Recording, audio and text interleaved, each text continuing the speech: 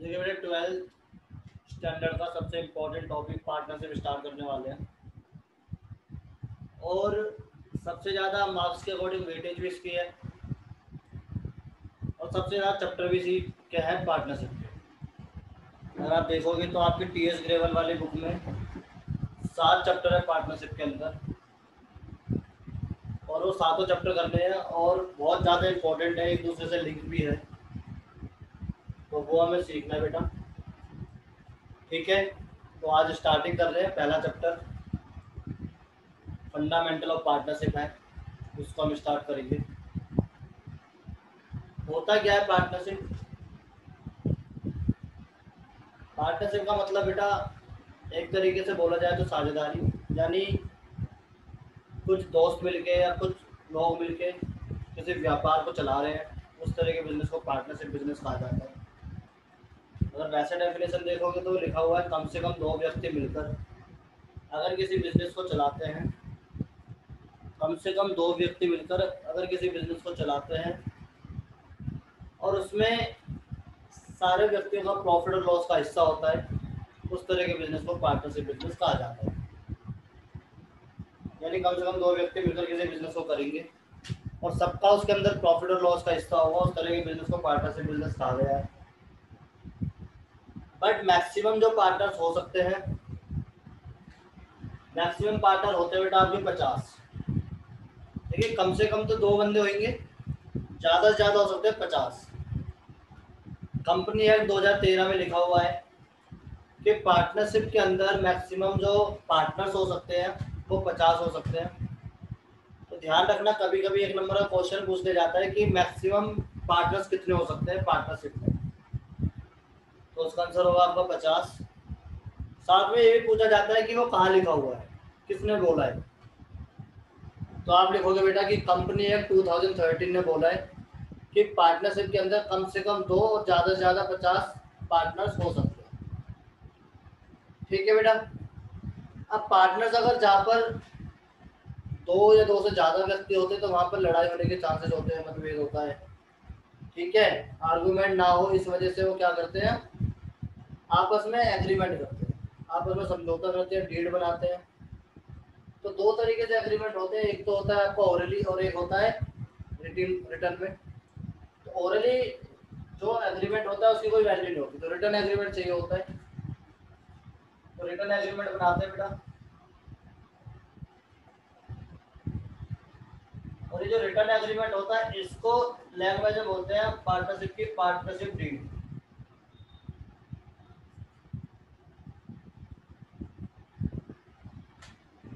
देखिए कभी कभी एक नंबर का ये भी क्वेश्चन पूछ लिया जाता है, what is partnership deed. Partnership deed क्या है ना। तो written agreement between the partner is called partnership deed, यानी कि जो रिटर्न एग्रीमेंट है पार्टनर्स का, पार्टनर के बीच में जो समझौता हुआ है उसका जो एग्रीमेंट है उसको पार्टनरशिप डीड कहा गया है। इसके अंदर सब कुछ लिखा जाता है, मान लो कितने पार्टनर होंगे, क्या रेशियो होगी प्रॉफिट की, कौन कितनी सैलरी लेगा, कौन इंटरेस्ट ऑन कैपिटल लेगा, कौन इंटरेस्ट ऑन ड्रॉइंग देगा, ये सारे क्लोज इसके अंदर लिखे होते हैं, किस किस चीज में डील करेंगे। बट ऐसा कहीं कंपल्सरी नहीं है कि पार्टनर डीड आपको बनानी है, चाहो तो आप मत बनाओ। और अगर आप पार्टनर से डीड नहीं बनाओगे तो फिर आपको एक्ट के अकॉर्डिंग चलना पड़ता है, कुछ प्रॉब्लम्स क्रिएट होती हैं। तो उसके क्या प्रोविजंस हैं अगर डीड नहीं है तो देखिए, जो मोस्टली लड़ाई हो सकती है अगर प्रोविजंस नहीं है तो प्रॉफिट पे, दूसरा सैलरी और कमीशन, तीसरा इंटरेस्ट ऑन कैपिटल, चौथा इंटरेस्ट ऑन ड्राइंग्स और पांचवा इंटरेस्ट ऑन लोन। देखिए बेटे ये 5 ऐसे क्लोज ऐसे प्रोविजन है जिसके ऊपर लड़ाई होती है।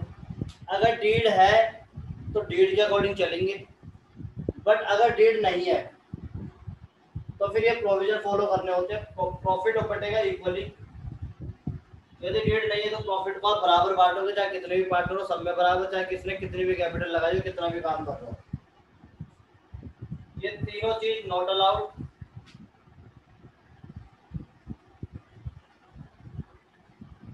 यानी कि salary interest capital interest drawing ना मिलेगा ना देना पड़ेगा, ठीक है बेटा। और इंटरेस्ट लोन 6% पर है। इसके ऊपर और इसके ऊपर भी क्वेश्चन बन जाता है 1 नंबर का। कहते हैं कि पार्ट से रीड नहीं है तो बताइए प्रॉफिट कैसे डिस्ट्रीब्यूट करेंगे, तो आप लिखोगे इक्वली। 1 नंबर का क्वेश्चन ये बन गया। इंटरेस्ट और लोन के ऊपर बन जाता है 1 नंबर का क्वेश्चन। कहते हैं कि ए और बी पार्टनर है, ए ने लोन दे रखा है फर्म को, वो 10% से इंटरेस्ट चाहता है पर डीड है नहीं, या डीड में लोन के बारे में इंटरेस्ट लोन के बारे में कुछ बोला नहीं है, तो आप बोलोगे नहीं, बी अगर अपने समझौते से दे रहा है तो दे सकता है, अदरवाइज लड़ाई करके तो उसे 6% ही मिलेगा अगर डीड नहीं है, या फिर आपने डीड बनाई है लेकिन उसके अंदर इंटरेस्ट और लोन का क्लोज नहीं डाला है।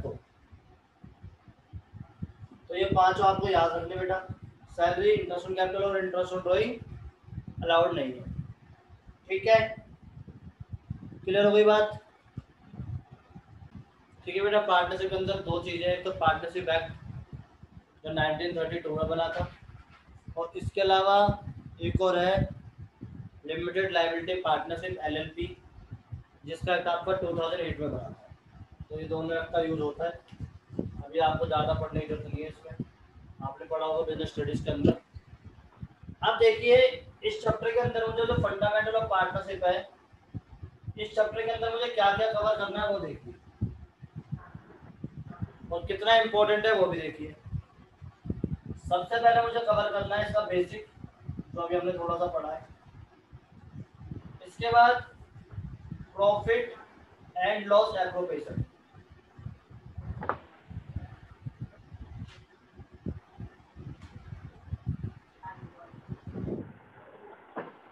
देखिए बेटा, इस चैप्टर के अंदर अगर कोई सबसे इम्पोर्टेंट टॉपिक है तो वो ये वाला है।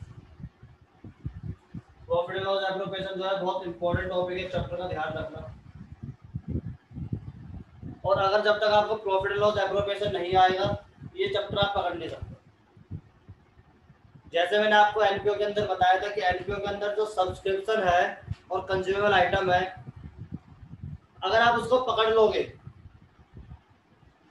तो बहुत आसानी से हमारा एनपीओ समझ आ जाता है, बहुत सारी चीज़ें क्लियर हो जाती है। ऐसे ही इस चैप्टर के अंदर प्रॉफिट एंड लॉस एप्रोप्रिएशन है। अगर आप प्रॉफिट एंड लॉस एप्रोप्रिएशन को अच्छी तरह से पकड़ के कर लोगे तो मान लीजिए पूरा चैप्टर आपकी पकड़ में है, ठीक है। बट एनपीओ एक डिफरेंट चैप्टर है, उसका थोड़ा सा वेटेज जो है, अगर आप उसका स्टैंडर्ड देखोगे थोड़ा इससे ऊपर है, वो थोड़ा सा टफ चैप्टर लगता है बच्चों को। बट ये वाले जो पार्टनरशिप के चैप्टर्स हैं कंटिन्यूसली जो हम करेंगे सारे के सारे एनपीओ के मुकाबले बहुत आसान है, ठीक है बेटा। भैया आवाज क्लियर नहीं आ रही। ठीक है, थोड़े आराम से बोलता हूँ। प्रॉफिट एंड लॉस एप्रोप्रिएशन के बाद आपको छोटे छोटे दो टॉपिक करने हैं। एक है आपका इंटरेस्ट और कैपिटल,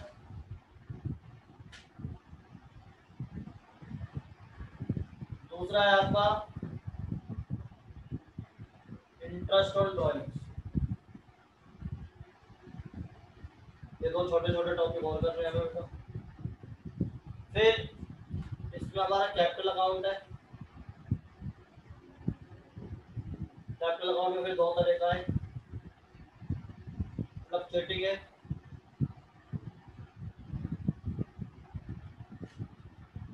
और फिक्स्ड है। इसके बाद इस चैप्टर का सबसे important topic past adjustment tables,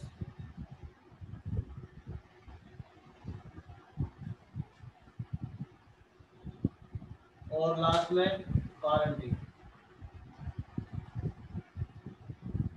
over partners. तो छोटा सा टॉपिक और ले लेते हैं,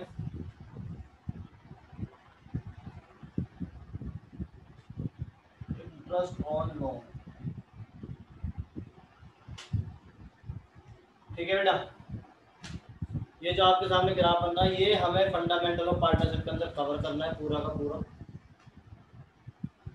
बेसिक पार्टनरशिप के जो मीनिंग वगैरह है ये सारी चीज़ें then in profit and loss appropriation जो मैंने आपको बता दिया।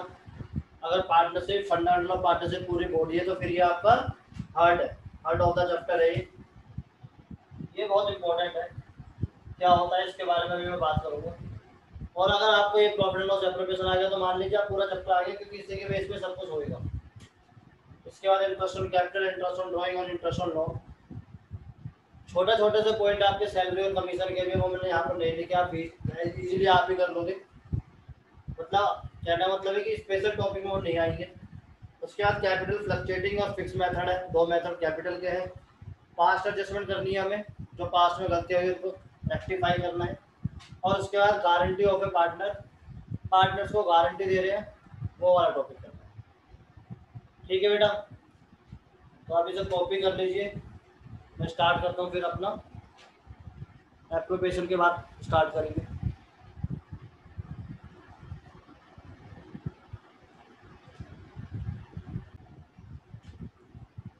देखिए बेटा, इससे पहले आपने 11th में चैप्टर पढ़ा था फाइनेंशियल स्टेटमेंट। उसमें आप क्या करते थे, अकाउंट बनाते थे, ट्रेडिंग, प्रॉफिट एंड लॉस और बैलेंस शीट। ये 3 अकाउंट आपने वहाँ पर सीखे थे, जिन बच्चों ने सीखे हैं 11th क्लास के अंदर। और इम्पोर्टेंट चैप्टर था, बहुत बहुत काम आएगा आपका 12th में। यहाँ पर क्या था, 11th के अंदर आप प्रोप्राइटरशिप का काम करते थे, तो एक ही ओनर होता था। और एक ही जब ओनर होता था तो जो भी खर्चा है, जो भी एक्सपेंस है और जो भी इनकम है, सब उसी की होती थी। बट यहाँ पर एक से ज़्यादा है, क्योंकि कम से कम 2 तो है ही। तो उसके लिए एक अकाउंट बनता है, profit and loss appropriation account. देखिए ऐसा नहीं है, profit and loss appropriation account सिर्फ और सिर्फ आपका पार्टनरशिप के अंदर बनता है। जिस भी बिजनेस के अंदर 2 या 2 से ज़्यादा व्यक्ति होते हैं, वहाँ पर एप्रोप्रिएशन अकाउंट बनता ही है। फाइनल अकाउंट में भी बनता है, जब हम कंपनी का फाइनल अकाउंट बनाते हैं तब। अभी हमने 11th में प्रोप्राइटरशिप का सीखा था, तो वहाँ पर नहीं बनता। और इसके बाद हमारा एक अकाउंट और बनेगा जिसका नाम है पार्टनर्स कैपिटल अकाउंट। दोनों के मतलब समझते हैं पहले होता क्या है। देखिए profit and loss appropriation account जो होता है बेटा,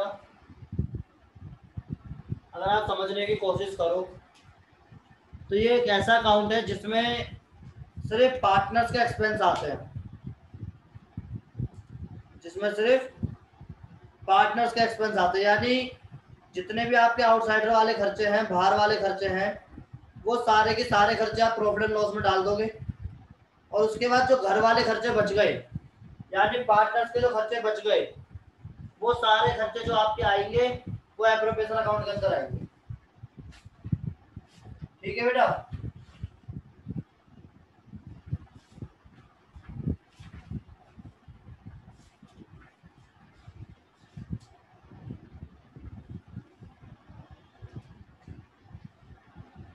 देखिए मेरे को एग्जांपल बता दो इसका P&L का। एग्जांपल से समझिए, एग्जांपल से मान लीजिए, घर का मैं एग्जांपल लेता हूँ हमेशा। मान लीजिए कि किसी स्टूडेंट के फादर की सैलरी आई, और सैलरी आई, टोटल सैलरी जितनी भी, मान लीजिए एग्जांपल के तौर पे 40,000 रुपीज सैलरी आई मंथली। अब सैलरी आने को होता क्या है, सैलरी आने में सबसे पहले जितने भी पूरे महीने का खर्चा होता है वो निकाला जाता है। मान लीजिए पहले जनरल स्टोर वाले को दिए जा रहे हैं पैसे, न्यूज़पेपर वाले को दिए जा रहे हैं, दूध वाले को दिए जा रहे हैं, स्कूल फीस, ट्यूशन फीस, ये सारे पैसे निपटा दिए बाहर के। उसके बाद जो पैसे बचे वो पैसे घर में बांटे जाते हैं कि ले बेटा तेरी पॉकेट मनी, बेटी को पॉकेट मनी दे दी, वाइफ को दे दी, थोड़े बहुत आप लोग थोड़े बहुत खुद ने रख लिए। तो इस तरह के 2 अकाउंट में मैंने बांटा। मैंने क्या करा, जो 50,000 रुपीज आए हैं, सॉरी 40,000 लिए थे हमने, 40,000 रुपीज जो आए हैं इसके 2 पार्ट करे। पहले इसमें से सारे बाहर वाले एक्सपेंस निपटा दिए, उसके बाद अगर 5,000 रुपये बचे, ये फिर मैंने घर में बांटे, बच्चों के पॉकेट मनी वाइफ को दिए, फिर इस तरीके से। तो जो ये बाहर वाले खर्चे निपटाए, ये वाले खर्चे इसमें आते हैं, और जो 5,000 आए वो 5,000 इसमें आएंगे। ठीक है बेटा, समझ गया सर। अगर आपके पास यहीं का खर्चा 42,000 रुपये बन गया, 40,000 से ज्यादा बन गया, 42,000, ये मान लो 42 बन गया, फिर ये बनेगा ही नहीं। फिर ऐसी कंडीशन उस महीने रही नहीं कि आप जो है घर में पैसे बांट सको। फिर भी बांटना चाहते तो सीधी सी बात है, फिर आपको उधार लेना पड़ेगा। तो इस वजह से मोस्टली केस में एप्रोप्रिएशन तभी बनता है जब आपका प्रॉफिट बचता है। अगर यहाँ पर आपका नेट प्रॉफिट हुआ तभी ये वाला अकाउंट बनेगा, अगर नेट प्रॉफिट नहीं हुआ तो फिर आपका एप्रोप्रिएशन अकाउंट बनेगा नहीं। क्लियर हो गई बात? सीधी सीधी सी बात है कि नेट प्रॉफिट जो इसके बाद बचता है उसमें जो घर वालों के खर्चे, जो पार्टनर्स के खर्चे हैं, पार्टनर्स में जो प्रॉफिट डिस्ट्रीब्यूट होना है वो सारा इसके अंदर आएगा। हुआ थोड़ा सा क्लियर? यस सर, हो गया क्लियर। ठीक है, और इसके अंदर क्या क्या आता है वो हम देखते हैं, अभी बनाएंगे जब इसका अकाउंट। अब इसके बाद इसमें सारे पार्टनर्स को डाल दिया, 3 4 5 पार्टनर जितने भी हैं। बट पार्टनर ऐसे नहीं करते कि जो पैसे मेरे को मिले सैलरी के भाई ला सैलरी दे दे, साथ के साथ ला भाई इंटरेस्ट ऑन कैपिटल भी दे दे, ला भैया मेरे को प्रॉफिट भी दे दे। ऐसा नहीं है। पार्टनर कहते हैं मेरे इस साल 70,000 रुपये बने, interest on capital salary profit सब मिलाकर, बट मैं वो 70,000 निकालना नहीं चाहता। अभी मेरे जो एक्सपेंसेस है वो मैं 30,000 रुपए के, मैं 30,000 ही निकालना चाहता हूँ, और 40,000 मेरे बिजनेस में लगे रहने दो अभी। और मेरे इस साल के बंद 70,000 रहे हैं पार्टनरशिप में, बट मैं 40,000 ही निकालना चाहता हूँ, 30,000 अभी मेरे पार्टनरशिप के अंदर रहने दो। दूसरा कह रहा भाई मैं तो 70 निकालूंगा पूरे, मेरे को तो जरूरत है। तीसरा कह रहा भाई मुझे तो 30 की जरूरत नहीं है, 40 की जरूरत नहीं, मैं तो 5,000 रुपये निकाल रहा हूँ बस। तो कौन से पार्टनर का कितना पैसा लगा हुआ है, किसने कितने निकाले, किसका कितना बना, उसके लिए जो हम अकाउंट बनाते हैं उसे बोलते हैं पार्टनर कैपिटल। हर एक पार्टनर का इंडिविजुअली अलग अलग बनाएंगे। हर एक पार्टनर का मुझे देखना है कि आज के टाइम पे at the end of the year इस पार्टनर के बिजनेस में कितना पैसा है, दूसरे का कितना है, तीसरे का कितना है, चौथे का कितना है।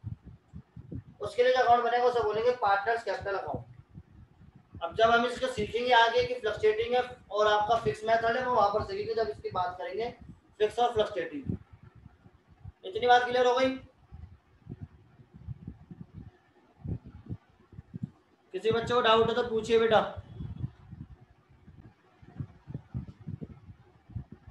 देखिए बेटा, जो अकाउंट बनाने वाले हैं उसका नाम है profit and loss appropriation account.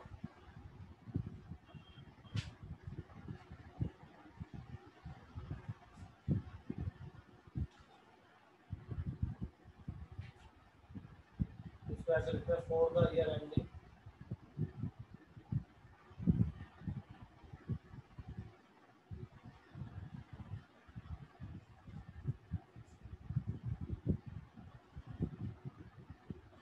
और मैंने आपको अभी बताया था कि इस चैप्टर का सबसे इम्पोर्टेंट अकाउंट है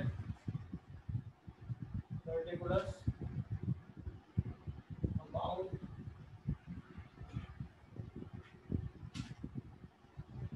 पर्टिकुलर्स, ठीक है। सबसे पहले जैसे हम ग्रॉस प्रॉफिट को प्रॉफिट एंड लॉस में ट्रांसफर करते थे, ऐसे ही नेट प्रॉफिट को ट्रांसफर करेंगे कहाँ पर, profit and loss appropriation account. ठीक है बेटा। इसके बाद आपका यहाँ पर आएगा इंटरेस्ट ऑन कैपिटल, जो सिर्फ पार्टनर से खर्चे हैं वो। अगर दो पार्टनर है ए और बी तो ए और बी। उसके बाद सैलरी, जिस पार्टनर की सैलरी उसकी आएगी, दोनों की तो दोनों की आएगी, तीन है तो तीनों की भी आ सकती है। कमीशन, कमीशन ध्यान रखना पार्टनर का कमीशन है ये, कमीशन और भी होते हैं बट ये पार्टनर का कमीशन है। कमीशन मैनेजर का भी होता है, सेल्स मैनेजर का भी होता है, नेट अलग प्रॉफिट अलग में होता सारे पार्टनर्स का आएगा ना? नेट प्रॉफिट में सारे पार्टनर्स का आएगा? है। तो नेट प्रॉफिट तो बेटा टोटल जो बचा वो है, नेट अच्छा प्रॉफिट फर्म का पार्टनर का आएगा नहीं ना? है, ये तो फर्म का है। अच्छा। इसके बाद यहाँ पर अगर आप कुछ पैसा सेव करना चाहते हो फ्यूचर के लिए तो वो भी आप सेव कर सकते हो, जिससे आप ट्रांसफर करोगे रिजर्व में। ये पैसा किसी में नहीं बटेगा, ये पैसा सेव हो जाएगा, आगे जाके फिर बटेगा जब इसे डिस्ट्रीब्यूट करोगे अगर यूटिलाइज नहीं होता तो। और उसके बाद लास्ट में आएगा तो प्रॉफिट डिस्ट्रीब्यूटेड।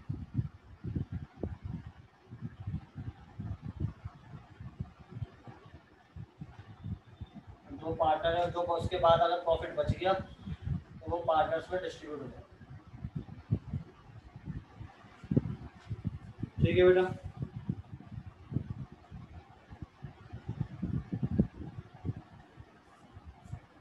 इसका इधर की साइड आएगा बाय इंटरेस्ट ऑन कैपिटल।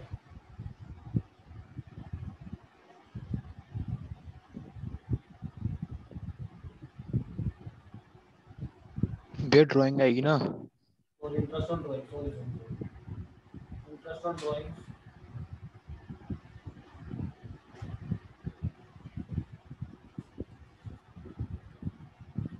ठीक है बेटा, ये सारी चीजें आएंगी आपकी। अब एक बात पहले ध्यान से समझ लीजिए, जो नेट प्रॉफिट आएगा वो कौन सा आएगा।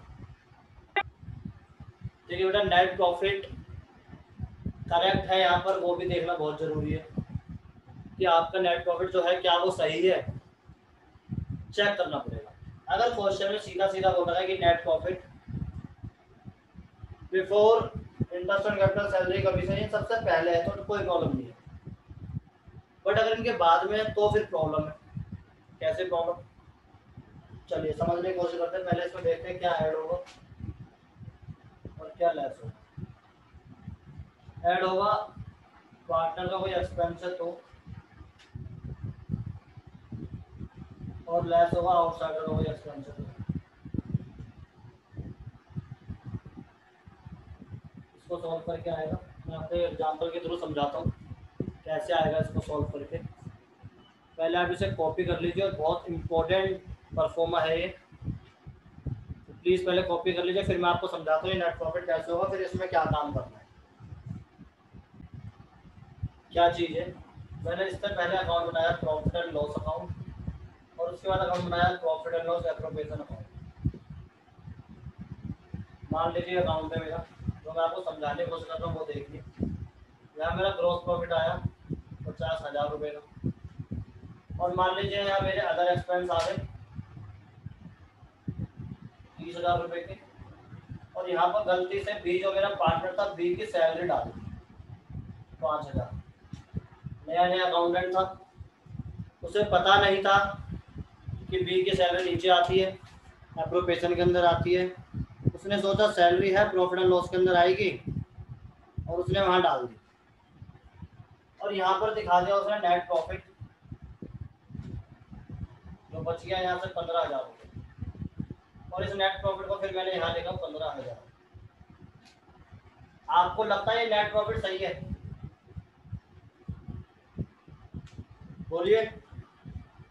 नहीं है सर, वो बी तो इसमें आएगा ना एप्रोप्रिएशन अकाउंट में। बी की जो सैलरी है, बी एज ए पार्टनर काम कर रहा है, और बी की जो सैलरी है वो यहाँ पर नहीं आनी थी, ये गलत है, और ये वाली अमाउंट यहाँ आनी थी, तो इसका मतलब ये गलत है, ये यहाँ नहीं आना था।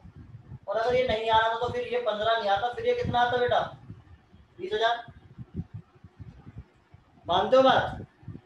अगर बी की सैलरी अकाउंटेंट यहाँ नहीं डालता, सही करता, तो ये फिर नेट प्रॉफिट 20,000 आता बैलेंस शीट फिगर में।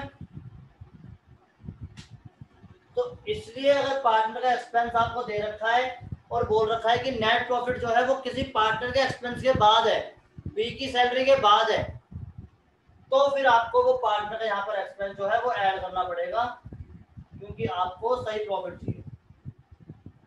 ये 5,000 ऐड कर दोगे तो 20 बन जाएगा। क्लियर हो गई बात? पहली बात। दो बात करनी है इसमें। सर हो गया। पहली बात ये है। दूसरी देखिए बेटा, पहली फिर नेट प्रॉफिट के नीचे क्या लिखा? नेट प्रॉफिट के नीचे बेटा ये लिखा पार्टनर का एक्सपेंस। अगर क्वेश्चन में बोला गया कि net profit after charging B salary, net profit है लेकिन सैलरी की बी की सैलरी के बाद है, तो फिर आपको बी की जो सैलरी है वो ऐड करनी पड़ेगी, क्योंकि ये बी की सैलरी मेरे अकाउंटेंट ने गलत डाली है, ये यहाँ पर नहीं डालनी थी, ये यहाँ पर आनी थी। ठीक है, चलिए आगे बात करते हैं दूसरी।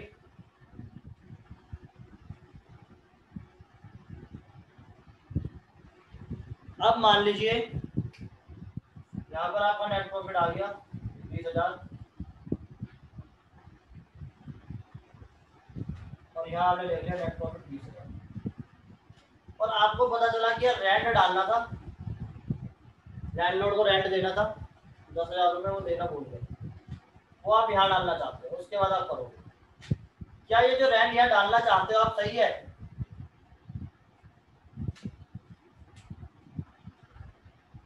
रेंट जो लैंडलॉर्ड को देना था आपको, वो आपने गलती से सोचा यहाँ डालना भूल गए, आप कह रहे भूल गया तो एप्रोप्रिएशन में डाल देता हूँ।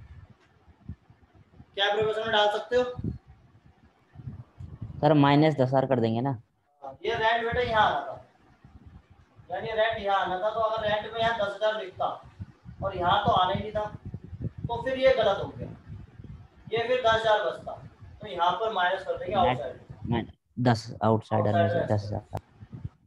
और फिर मेरा करंट 10,000, इसलिए मैं प्लस करता हूँ इनसाइडर एक्सपेंस यानी पार्टनर्स के एक्सपेंस को, और आउटसाइडर एक्सपेंस को माइनस करता हूँ। अगर क्वेश्चन में ये वाली मिस्टेक करी है तब, नहीं करी फिर तो नॉर्मली करूँगा जैसे मैं करता हूँ क्वेश्चन। बट अगर इस टाइप की गलती करी है तो सीधी सी बात है, अगर गलती करी है तो फिर बेटा एरर को आपको सही तो करना पड़ेगा। और मैंने आपको इसलिए सिस्टमेटिक समझाया है जिससे कि आपको ऐसा नहीं लगे कि क्यों प्लस कर रहे क्यों माइनस कर रहे। ठीक है बेटा,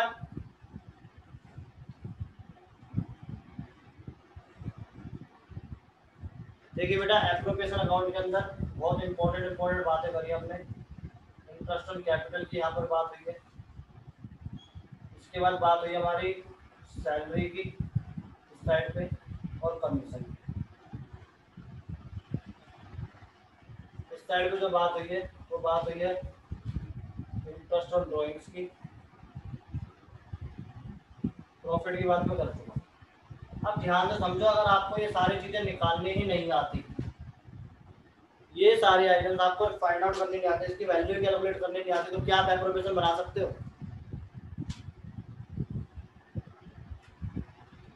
एप्रोप्रिएशन जब बनाना पड़ेगा तो आपको ये सारी वैल्यू निकालनी आनी चाहिए। अगर आप ये सारी वैल्यू फाइंड आउट ही नहीं कर सकते, निकाल ही नहीं सकते, तो फिर एप्रोप्रिएशन के अंदर पुट कैसे करोगे? ठीक है बेटा, तो आपको ये सारी वैल्यू पे काम करना है और इन सारी वैल्यू पे काम करेंगे। सबसे पहले मैं हमेशा स्टार्ट करता हूँ इंटरेस्ट ऑन ड्राइंग, जो एक बहुत अच्छा टॉपिक है और कुछ बच्चों को टफ भी लगता है, लेकिन आप चिंता मत करो, आपको आसानी लगेगा। तो हम इंटरेस्ट ऑन ड्राइंग के बारे में पहले बात करेंगे, देन फिर इंटरेस्ट ऑन कैपिटल और फिर आगे बात करेंगे। यानी पहले बात होगी इंटरेस्ट ऑन ड्राइंग पे, देन इंटरेस्ट ऑन कैपिटल पे, और उसके बाद फिर salary, commission, past adjustment, partner capital, सारी चीजें करेंगे। तो स्टार्टिंग करेंगे इंटरेस्ट ऑन ड्राइंग से। ठीक है बेटा।